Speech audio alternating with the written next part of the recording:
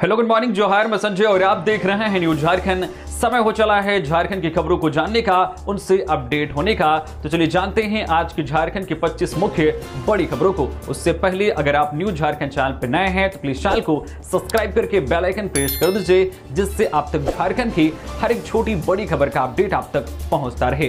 तो चलिए शुरुआत करते हैं आज की पहली और महत्वपूर्ण बड़ी खबर से। करम पर्व से पहले झारखंड की महिलाओं को मिलेगा मैया सम्मान योजना की 13वीं किस्त का तोहफा। आज से खाते में आएंगे 2500 रुपए। तो करम पर्व से पहले झारखंड की महिलाओं को राज्य सरकार एक महत्वपूर्ण तोहफा देने जा रही है। मैया सम्मान योजना के तहत लाभार्थी महिलाओं के खातों में 2500 रुपए की राशि की 13वीं किस्त भेजी जाएगी। इस संबंध में सामाजिक सुरक्षा विभाग ने सभी जिलों को दिशा निर्देश जारी कर दिया है। विभागीय सूत्रों के अनुसार आज 31 अगस्त से राशि ट्रांसफर की प्रक्रिया शुरू हो जाएगी। विभाग ने मैया योजना के लाभार्थियों के खातों में राशि भेजने के लिए सभी आवश्यक तैयारियां पूरी कर ली है। उम्मीद की जा रही है कि अगले 2 से 3 दिनों में यह राशि महिलाओं के खातों में पहुंच जाएगी। इससे पहले जुलाई माह में रक्षाबंधन के मौके पर भी एक किस्त जारी की गई थी, ताकि त्योहार के समय महिलाओं को किसी भी तरह की कठिनाई का सामना न करना पड़े। अब करम पर्व से पहले भी राज्य सरकार अपनी बहनों को यह तोहफा देने जा रही है। इस बार की किस्त से 50 लाख से अधिक महिलाओं को फायदा होगा। जुलाई माह में भी 50,30,000 से ज्यादा महिलाओं को मैया सम्मान योजना का लाभ मिला था। आपको बता दें कि झारखंड का दूसरा सबसे बड़ा प्राकृतिक पर्व करमा बड़े ही हर्षोल्लास के साथ इस बार 3 सितंबर को पूरे झारखंड में मनाया जाएगा। उससे पहले हेमंत सरकार मैया सम्मान योजना के लाभार्थियों के बैंक खाते में 2500 रुपए की ट्रांसफर शुरू कर देगी, जिसकी शुरुआत आज से ही होगी और अगले 2 से 3 दिनों में सभी के खाते में पैसे आ जाएंगे। झारखंड में आज 31 अगस्त को कैसा रहेगा मौसम? 2 सितंबर को भारी बारिश और वज्रपात की चेतावनी। तो झारखंड में 5 सितंबर तक गरज के साथ बारिश की संभावना है। इस दौरान तेज हवाएं भी चल सकती है, वज्रपात की भी आशंका है। वही अगर आज के मौसम की बात करें तो आज रविवार 31 अगस्त को राज्य में कहीं कहीं पर हल्के से मध्यम दर्जे की बारिश हो सकती है। गरज के साथ साथ तेज हवाएं चलने का अनुमान है। वज्रपात को लेकर मौसम विभाग ने येलो अलर्ट भी जारी किया है। वही झारखंड में 2 सितंबर को कहीं कहीं पर भारी बारिश हो सकती है। गरज के साथ तेज हवाओं के चलने का अनुमान है। हवाओं की रफ्तार इस दौरान 30 से 40 किलोमीटर प्रति घंटा तक रह सकती है। इस दौरान वज्रपात का भी मौसम विभाग ने चेतावनी जारी की है। वही मौसम विभाग ने अधिकतम तापमान को लेकर जारी पूर्वानुमान में बताया है कि झारखंड में अगले 2 दिनों के दौरान अधिकतम तापमान में 2 से 3 डिग्री सेल्सियस की वृद्धि की संभावना है। इसके बाद अगले 3 दिन इसमें कोई बड़ा बदलाव नहीं होगा। वही रांची और आसपास के इलाकों में आज सामान्यतः आकाश में बादल छाए रहेंगे। 2 या अधिक बार हल्के से मध्यम दर्जे की बारिश हो सकती है।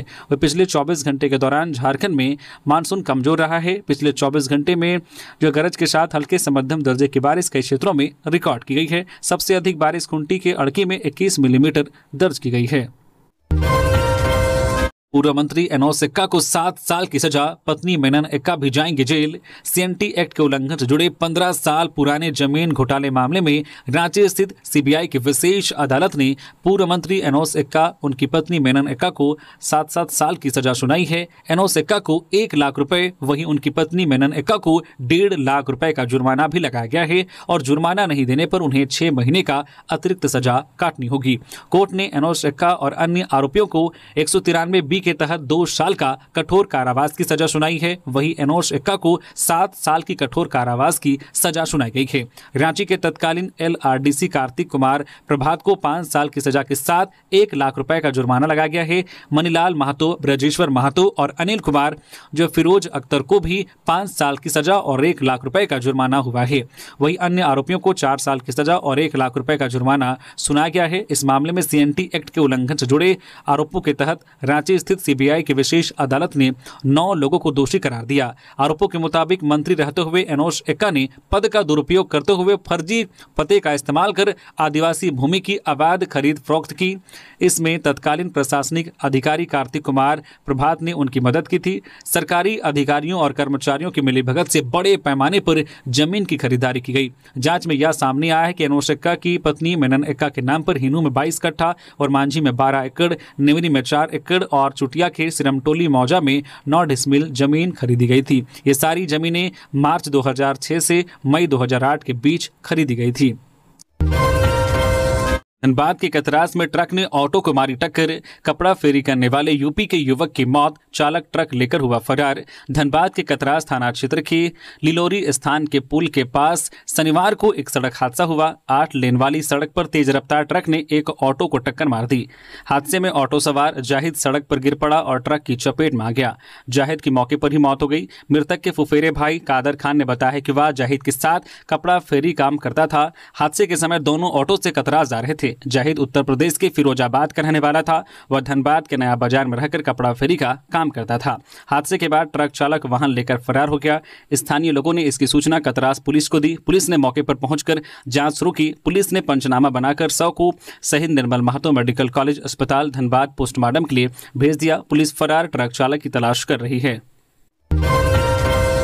झारखंड के स्वास्थ्य मंत्री ने की किडनी सुपर स्पेशलिटी हॉस्पिटल बनाने की घोषणा। झारखंड के स्वास्थ्य मंत्री डॉक्टर इरफान अंसारी ने रांची में 2200 बेड का विश्व स्तरीय किडनी सुपर स्पेशलिटी हॉस्पिटल स्थापित करने की घोषणा की है। अंसारी ने शनिवार को प्रेस विज्ञप्ति जारी करते हुए इसकी जानकारी दी। स्वास्थ्य मंत्री इरफान अंसारी ने कहा है कि यह मेरे निरंतर प्रयासों और झारखंड वासियों के आशीर्वाद का परिणाम है कि स्वास्थ्य के क्षेत्र में राज्य एक नई क्रांति की ओर बढ़ रहा है। इस अस्पताल में किडनी प्रत्यारोपण सहित सभी अत्याधुनिक सुविधाएं उपलब्ध होंगी। डॉक्टर अंसारी ने विश्वास जताया है कि यह विश्व स्तरीय अस्पताल न केवल झारखंड बल्कि पूरे पूर्वी भारत के मरीजों के लिए जीवनदायिनी साबित होगी। स्वास्थ्य मंत्री ने कहा है कि सरकार की पहल पर राज्य सरकार पहले से मुख्यमंत्री गंभीर बीमारी योजना के तहत किडनी, लीवर और कैंसर जैसी गंभीर बीमारियों के इलाज में 15 लाख रुपए तक की सहायता राशि दे रही है। इसके अलावा सामुदायिक स्वास्थ्य केंद्रों में हेमोडायलिसिस सुविधा उपलब्ध कराई जा रही है। अब राज्य में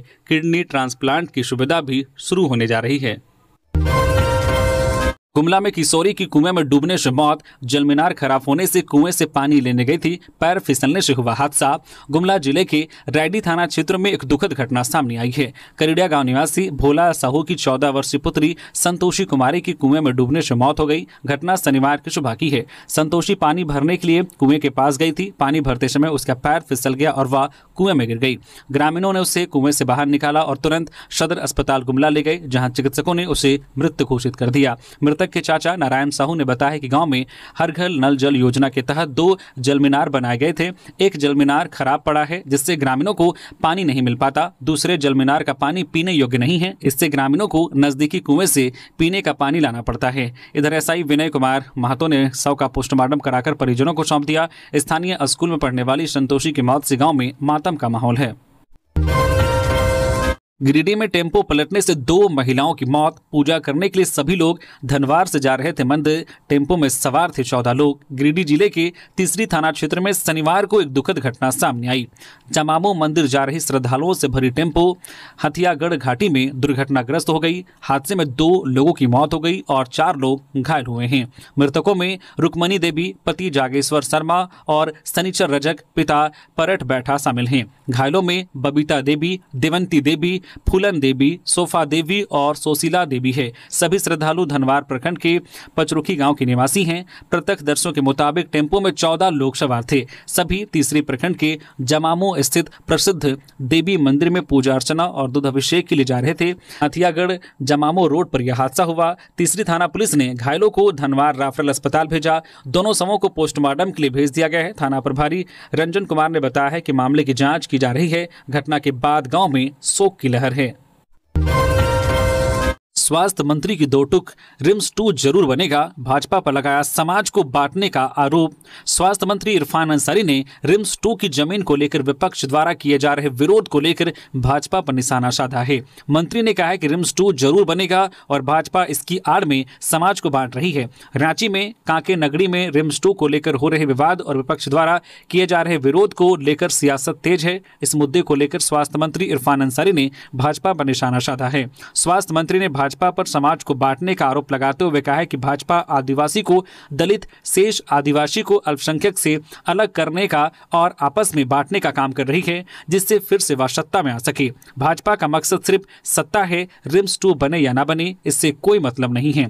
स्वास्थ्य मंत्री इरफान अंसारी ने कहा है कि रिम्स 2 दिवंगत शिबू सोरेन के नाम से बनेगा, जिसने अलग राज्य लिया। विपक्ष के पास कोई मुद्दा नहीं है। मुख्यमंत्री हेमंत सोरेन के प्रति जनता ने अपना भरोसा जताया है। भाजपा इसे पचा नहीं पा रही रही है। ये आदिवासी का राज्य है, मुख्यमंत्री इसको संवारना चाहते हैं, हेल्थ सिस्टम को ठीक करना चाहते हैं, लेकिन भाजपा को यह रास नहीं आ रहा है। स्वास्थ्य मंत्री इरफान अंसारी ने कहा है कि रिम्स 2 तो बनकर रहेगा चाहे जितना भी समय लगे।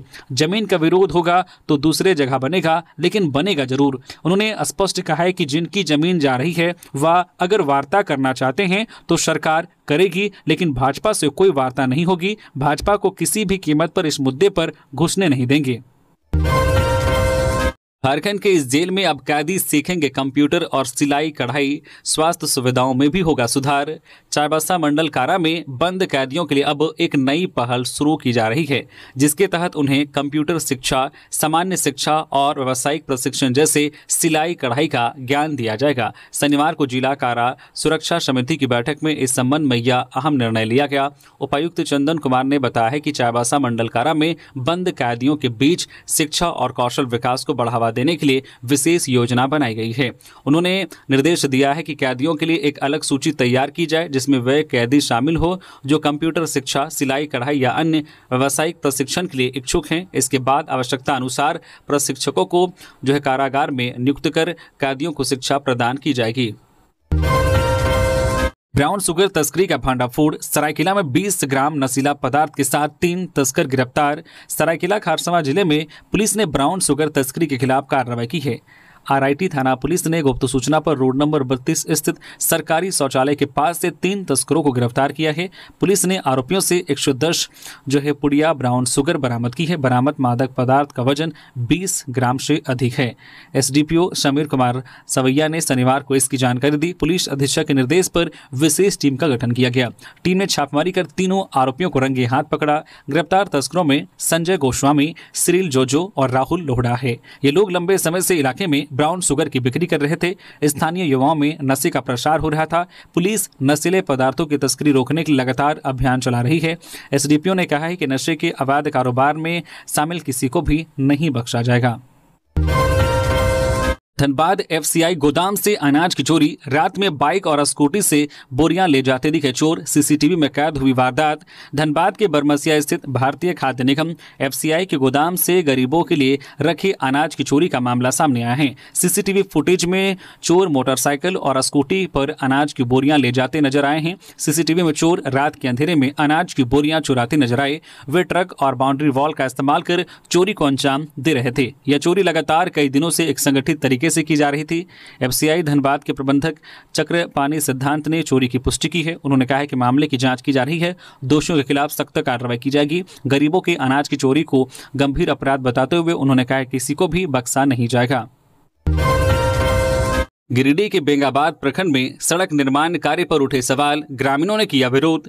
गिरिडीह के बेंगाबाद प्रखंड अंतर्गत बदवारा पंचायत में आरओ विभाग से परडी से बदवारा होते हुए चौरा टांड तक सड़क निर्माण कार्य कराया जा रहा है। वर्षों भर इंतजार करने के बाद ग्रामीणों को इस सड़क के निर्माण की स्वीकृति मिली थी। लोगों को उम्मीद थी कि अब आवागमन में सुविधा होगी और गाँव का विकास तेजी से होगा, लेकिन कार्य शुरू होते ही संवेदक पर अनियमितताओं के आरोप लगने लगे हैं। ग्रामीणों का कहना है कि सड़क निर्माण में निर्धारित मानकों की अनदेखी हो रही है। सीमेंट की मात्रा कम और बालू व गिट्टी की मात्रा अधिक प्रयोग की जा रही है। ग्रामीणों का आरोप है कि यह सरकारी धन का दुरुपयोग है। उनका कहना है कि संवेदक यहां से काम पूरा करके निकल जाएंगे, लेकिन आगे चलकर जर्जर सड़क की समस्या से उन्हें ही जूझना होगा। इसी को लेकर सैकड़ों की संख्या में ग्रामीण एकजुट होकर निर्माण स्थल पर विरोध प्रदर्शन करने पहुंचे। उन्होंने चेतावनी दी है कि अगर कार्य की गुणवत्ता की जांच नहीं हुई तो वे बड़े स्तर पर आंदोलन करेंगे। ग्रामीणों ने विभाग से मांग की है कि सड़क निर्माण की उच्च स्तरीय जांच कर दोषी संवेदक पर सख्त कार्रवाई की जाए।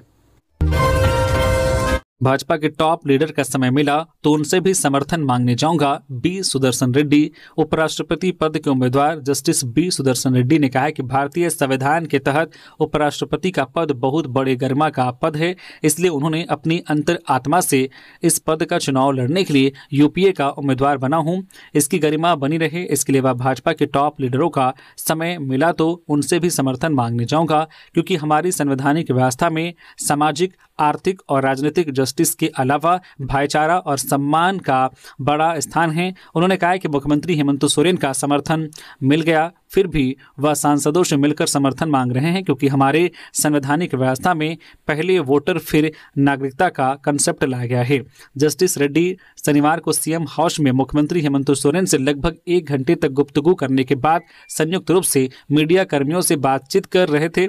इस अवसर पर प्रदेश कांग्रेस प्रभारी के राजू, प्रदेश अध्यक्ष केशव महतो कमलेश, लोकसभा सदस्य रघुनाथ रेड्डी और कांग्रेस के वरिष्ठ नेता जो प्रणव झा के अलावा कई बड़े नेता उपस्थित थे। सीएम हेमंत सोरेन से बाईचुंग भूटिया ने की मुलाकात, झारखंड में खेलों के विकास पर की चर्चा। झारखंड के मुख्यमंत्री हेमंत सोरेन से शनिवार को मुख्यमंत्री आवासीय कार्यालय में भारतीय फुटबॉल टीम के पूर्व कप्तान और अंतर्राष्ट्रीय स्तर पर प्रसिद्ध खिलाड़ी बाईचुंग भूटिया ने शिष्टाचार भेंट की। इस दौरान दोनों के बीच झारखंड में खेल, विशेषकर फुटबॉल के विकास, खिलाड़ियों को बेहतर प्रशिक्षण देने और खेल अवसंरचना को मजबूत बनाने को लेकर एक विस्तृत चर्चा हुई। मुख्यमंत्री हेमंत सोरेन ने बैठक में कहा है कि सरकार खेल नीति के तहत खिलाड़ियों को स्कॉलरशिप, रोजगार, बेहतर कोचिंग और आधुनिक संसाधन उपलब्ध कराए जा रहे हैं। फुटबॉल जैसे लोकप्रिय खेल के लिए विशेष योजनाएं बनाई जा रही है ताकि ग्रामीण क्षेत्रों से प्रतिभाओं की पहचान कर उन्हें आगे बढ़ाया जा सके। इस अवसर पर बाईचुंग भूटिया ने मुख्यमंत्री को झारखंड में खेलों, विशेषकर फुटबॉलों के प्रोत्साहन एवं खिलाड़ियों की प्रतिभा निखारने के संदर्भ में अपने सुझाव दिए। उन्होंने कहा कि झारखंड की धरती में खेल प्रतिभाओं की कोई कमी नहीं है और यहां से राष्ट्रीय और अंतर्राष्ट्रीय स्तर के खिलाड़ी तैयार किए जा रहे हैं। इधर मुख्यमंत्री ने यह भी विश्वास व्यक्त किया है कि बाईचुंग भूटिया जैसे दिग्गज खिलाड़ियों का मार्गदर्शन और अनुभव राज्य के खिलाड़ियों को नई दिशा देगा, जिससे उनके मनोबल और उत्साह में वृद्धि होगी। पूर्वी सिंहभूम में एक महीने में 49,764 राशन कार्डधारियों का नाम हुआ डिलीट।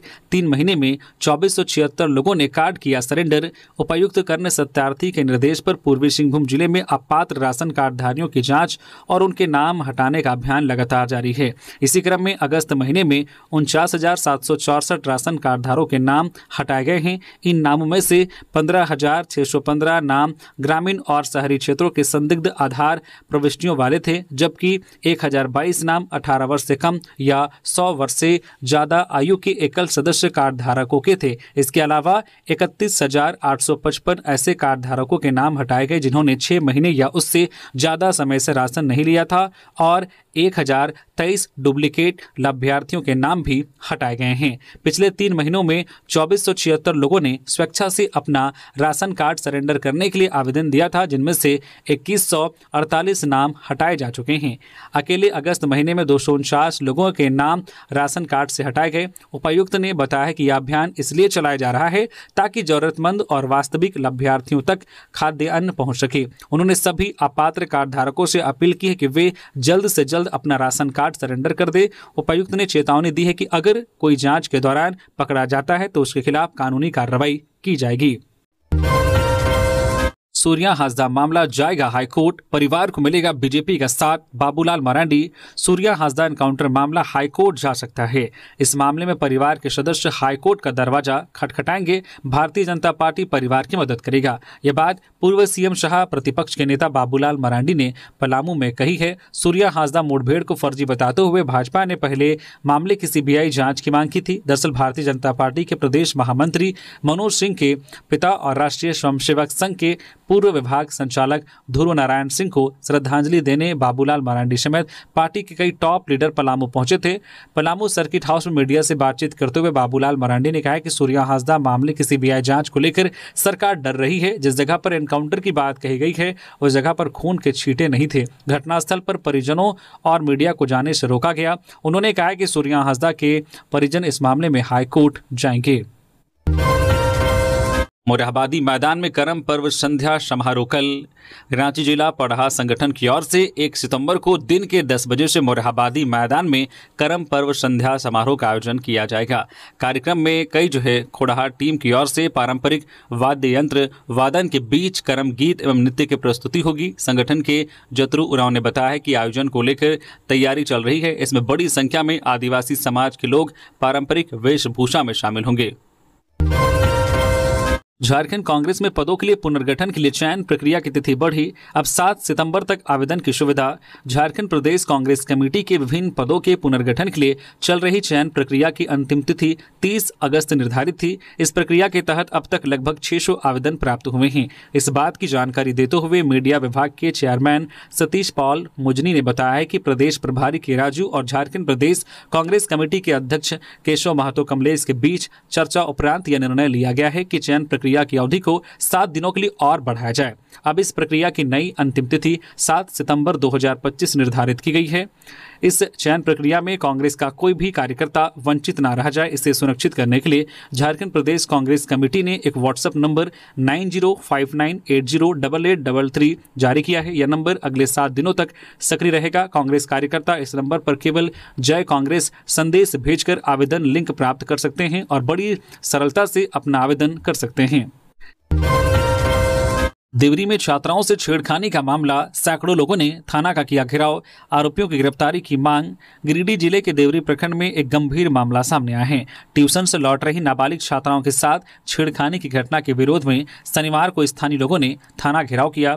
प्रदर्शन से पहले स्थानीय ग्रामीणों और परिजनों ने प्रखंड मुख्यालय में बैठक की। इसके बाद सैकड़ों लोग जुलूस निकालकर थाना पहुंचे। प्रदर्शनकारियों ने पुलिस प्रशासन के खिलाफ नारेबाजी की। उनका कहना था कि सड़क पर हुई इस घटना ने बेटियों और परिजनों में भय का माहौल बना दिया है। स्थानीय लोगों का आरोप है कि पुलिस मामले में गंभीरता नहीं दिखा रही है। वे आरोपियों को पकड़ने के बजाय उन्हें बचाने का प्रयास कर रही है। प्रदर्शनकारियों ने चेतावनी दी है कि दोषियों की गिरफ्तारी न होने पर आंदोलन को तेज किया जाएगा।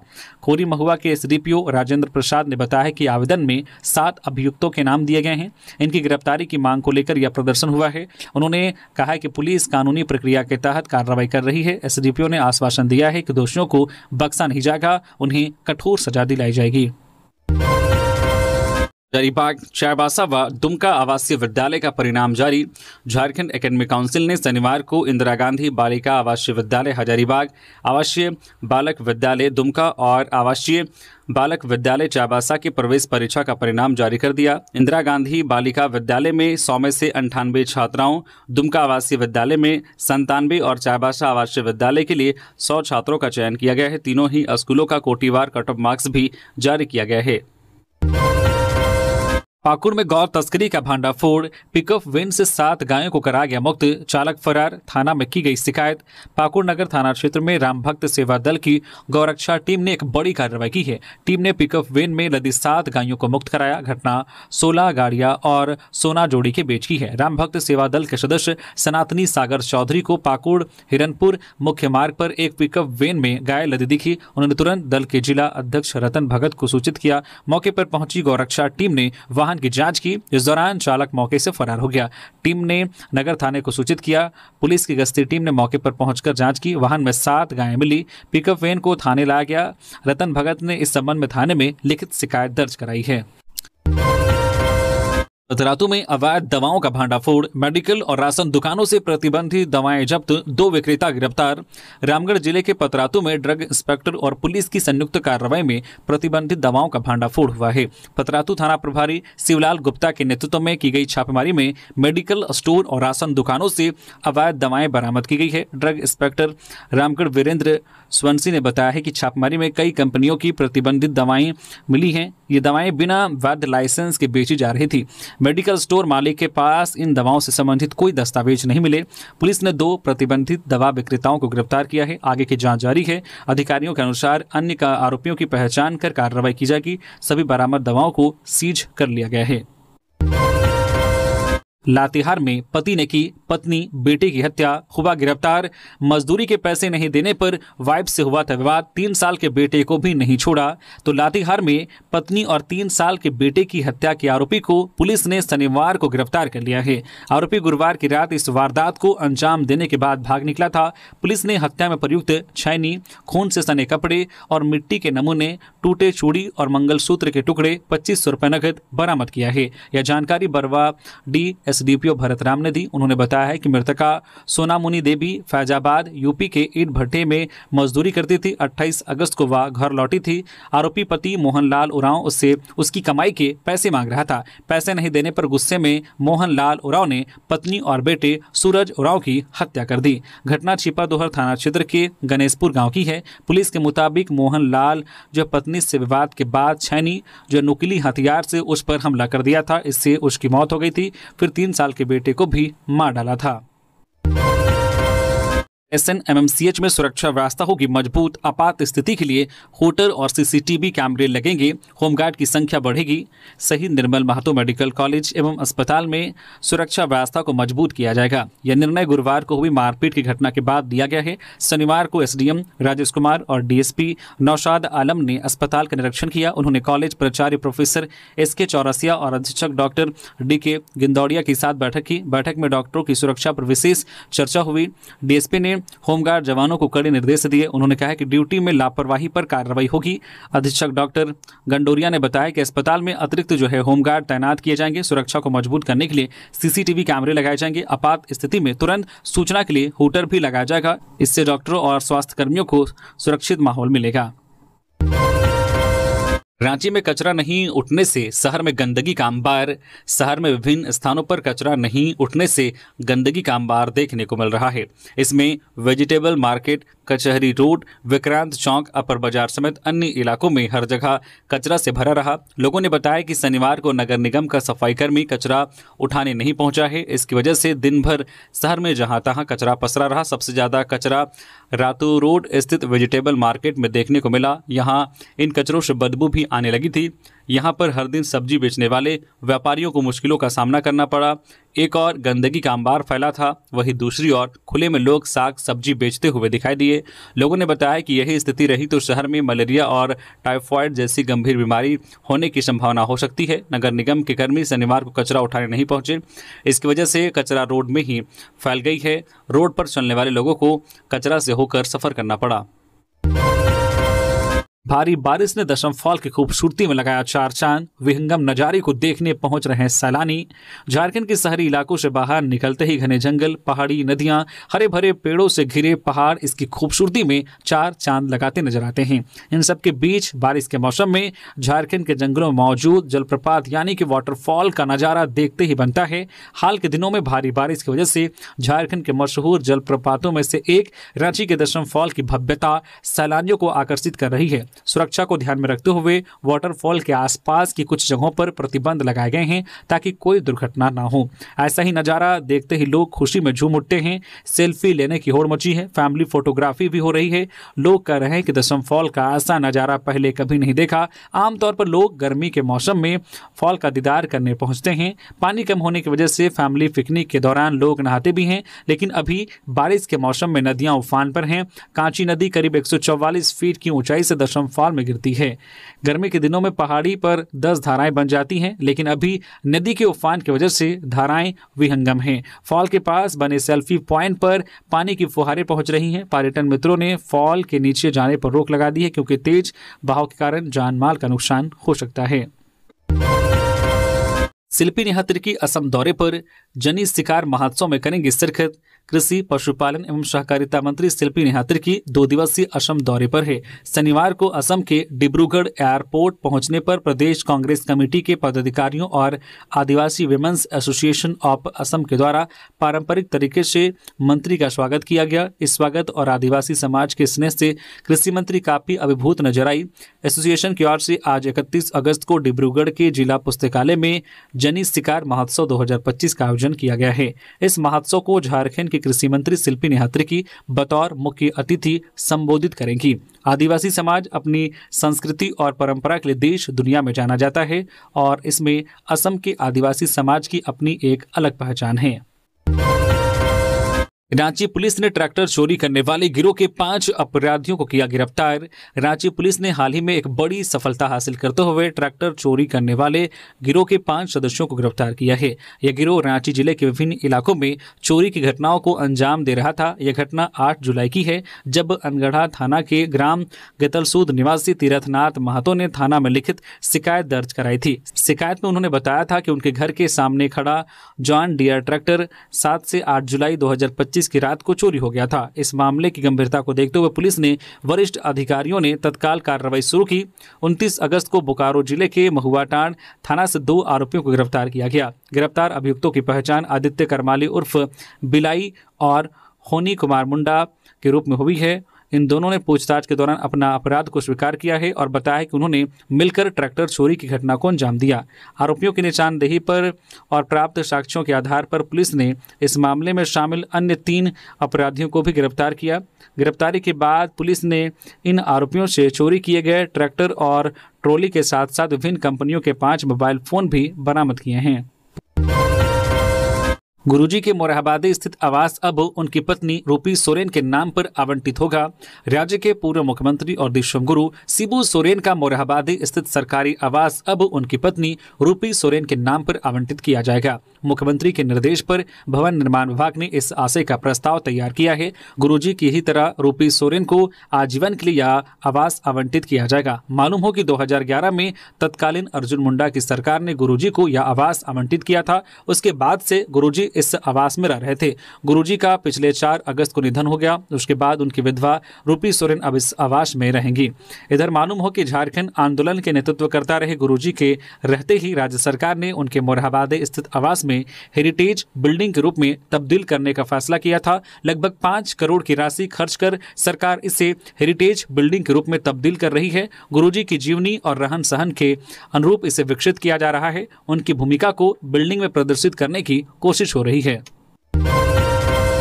साहिबगंज में जेवरात लूटकांड का पुलिस ने किया खुलासा। 3 गिरफ्तार, 900 ग्राम चांदी और 2 बाइक बरामद। साहिबगंज पुलिस ने 28 अगस्त को चौक बाजार में हुए चांदी के जेवरात लूट कांड का खुलासा कर दिया है। पुलिस ने इस मामले में 3 आरोपियों सोनू कुमार यादव, रितेश कुमार यादव और मनोहर पासवान को गिरफ्तार किया है और लूटे गए चांदी के जेवरात, जिसका कुल वजन लगभग 900 ग्राम है, 2 मोटरसाइकिल और जेवरात वजन करने वाली छोटी इलेक्ट्रॉनिक मशीन बरामद की है। मामला 28 अगस्त का है, जब इंद्रजीत कुमार स्वर्णकार जो मोती झरना में ज्वेलरी की दुकान चलाते हैं, चौक बाजार से चांदी का जेवरात खरीदकर अपने मोटरसाइकिल से घर मस्कलैया लौट रहे थे।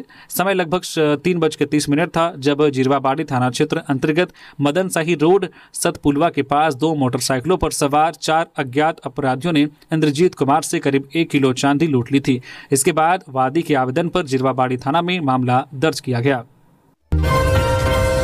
गुमला में सड़क सुरक्षा को लेकर प्रशासन सख्त, वाहन जांच अभियान में वसूले गए 2 लाख रुपए जुर्माना। गुमला उपायुक्त और पुलिस अधीक्षक के निर्देश पर जिला परिवहन पदाधिकारी ज्ञान शंकर जायसवाल ने बाईपास रोड, उर्मी और केओ कॉलेज ब्लैक स्पॉट के पास वाहन जांच अभियान चलाया। यह अभियान गुमला जिले में लगातार बढ़ रही सड़क दुर्घटनाओं को देखते हुए चलाया गया, जिसमें लोगों की जान जा रही है। इन दुर्घटनाओं का मुख्य कारण चालकों द्वारा सड़क सुरक्षा नियमों की अनदेखी करना है, खासकर 2 पहिया वाहन चालकों का बिना हेलमेट गाड़ी चलाना। इस अभियान के तहत बिना helmet, triple riding, pressure horn और मल्टी टोन हॉर्न का उपयोग करने वाले बाइक, ट्रक, हाईवा, कंटेनर और पिकअप जैसे वाहनों की जांच की गई। इस दौरान वाहनों से संबंधित आवश्यक दस्तावेज जैसे insurance, driving licence, permit, pollution और टैक्स नहीं पाए जाने पर 2,05,500 रुपए का जुर्माना वसूला गया। तो ये थी आज की झारखंड की टॉप बड़ी खबरें। इसी तरह से झारखंड की हर एक छोटी बड़ी खबर देखने के लिए आप हमारे चैनल न्यूज झारखंड चैनल को सब्सक्राइब करके बेल आइकन प्रेस कर दीजिए, जिससे आप तक झारखंड की हर एक छोटी बड़ी खबर का अपडेट आप तक पहुंचता रहे। तो अभी के लिए बस इतना ही, हमें दीजिए इजाजत, फिर मिलते हैं किसी और खबरों के साथ। धन्यवाद।